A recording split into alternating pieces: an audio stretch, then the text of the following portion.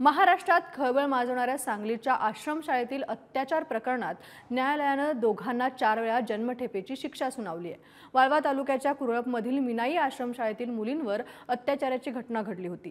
दोषी संस्थाचालकासह गुन्ह्यात मदत करणाऱ्या संस्थेतील स्वयंपाकीन बाईला ही शिक्षा सुनावण्यात आली आहे। पाहूया नेमकं काय होतं हे प्रकरण, कसा झाला खुलासा, याविषयीचा हा सविस्तर रिपोर्ट।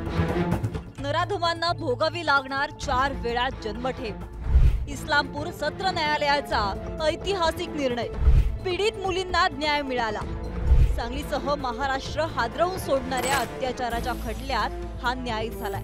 2018 साली उजेडात आलेल्या या धक्कादायक घटनेचा निकाल लागला। कुरळप गावातल्या मिनाई आश्रमशाळेचा नराधम संस्थापक अरविंद पवार आचारी महिला मनीषा कांबळेच्या मदतीनं आश्रमातील मुलींना धमकावून अत्याचार करायचा। अखेर मुलींनी पोलीस उपनिरीक्षक पल्लवी चव्हाणांना निनावी पत्र पाठवलं।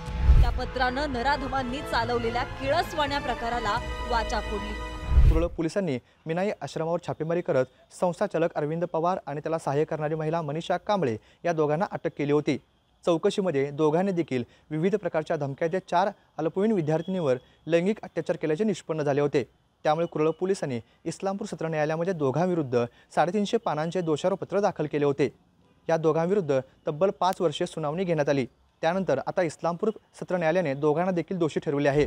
मुलींना चांगलं शिक्षण मिळेल, त्यांचं भवितव्य उज्ज्वल होईल या आशेपोटी पालकांनी मुलींना आश्रमशाळेत पाठवलं होतं। त्या आश्रमाचा संस्थापकच मुलींचा घात करत असेल, त्यांना वासनेचं सावज ठरवेल याची पुसटशी कल्पनाही त्यांना नव्हती। वारंवार होत असलेल्या अत्याचारामुळे त्रासलेल्या मुलींनी धाडस केलं आणि त्याचा खरा चेहरा समोर आला। हे पत्र फक्त पल्लवी मॅडमनेच पाहावं असा स्पष्ट उल्लेख असलेलं ते निनावी पत्र पल्लवी चव्हाण यांनी उघडलं। ते वाचून त्यांना धक्काच बसला।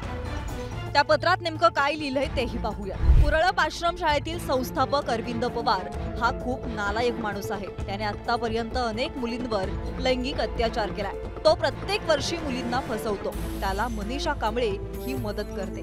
या पत्राची गंभीर दखल घेत पोलिसांनी तपासाची चक्र वेगाने फिरवायला सुरुवात केली।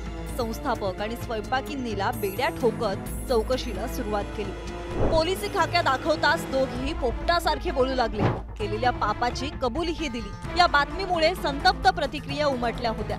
त्यामुळे आश्रमशाळेची तोडफोडही करण्यात आली। महिला आयोगाने देखील दोषींच्या कठोर शिक्षेची मागणी केली आहे। अनेकदा सुनावणी वेळी अरविंद पवारनं चक्कर येऊन पडल्याचं ढोंगही केलं।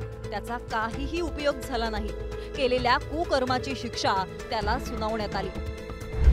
मेहरबान कोर्टाने त्यांच्या करकमलातून अतिशय सुंदर न्याय दिलेला आहे। या आरोपींना 4 वेळेला जन्मठेप, दोन्ही आरोपींना, सह आरोपी आणि मूळ आरोपी या दोघांनाही शिक्षा देण्यात आलेली आहे। अतिशय स्वागतार्ह अशी ही शिक्षा। न्यायालयाचे मी मनापासून आभार मानते। तत्कालीन गृहमंत्री आणि विद्यमान गृहमंत्री आणि उपमुख्यमंत्री देवेंद्र फडणवीस यांचंही आम्हाला चांगलं सहकार्य मिळालं। मी स्वतः तिथे गेलेले होते। विधान मंडळामध्ये मी या प्रश्नावरती आवाज उठवला होता, स्वतः लक्ष घातलेलं होतं आणि आज या मुली स्वतः 6 वर्षानंतर तरी त्यांना न्यायाचा प्रकाश मिळालेला आहे। अशा प्रकारे आश्रमशाळात कृत्य करणाऱ्या लोकांना कायमची शिक्षा झाली पाहिजे आणि अशा घटना घडू नयेत या दृष्टीने आपलं काम हे सातत्याने चालू राहील। या निकालानंतर नराधम अरविंदच्या चेहऱ्यावर पश्चातापाची साधी रेगही उमटली नव्हती, तर दुसरीकडे मनीषा कांबळेला रडू कोसळलं। सुप्रीम कोर्टात बिल्किस बानोला मिळालेला न्याय आणि इस्लामपुरातील या निवाड्यानं न्यायदेवता गुन्हेगाराला योग्य शासन करतेच हे पुन्हा एकदा स्पष्ट झालंय। सांगलीहून स्वप्नील पाटीलसह रशीद इनामदार, पुढारी न्यूज।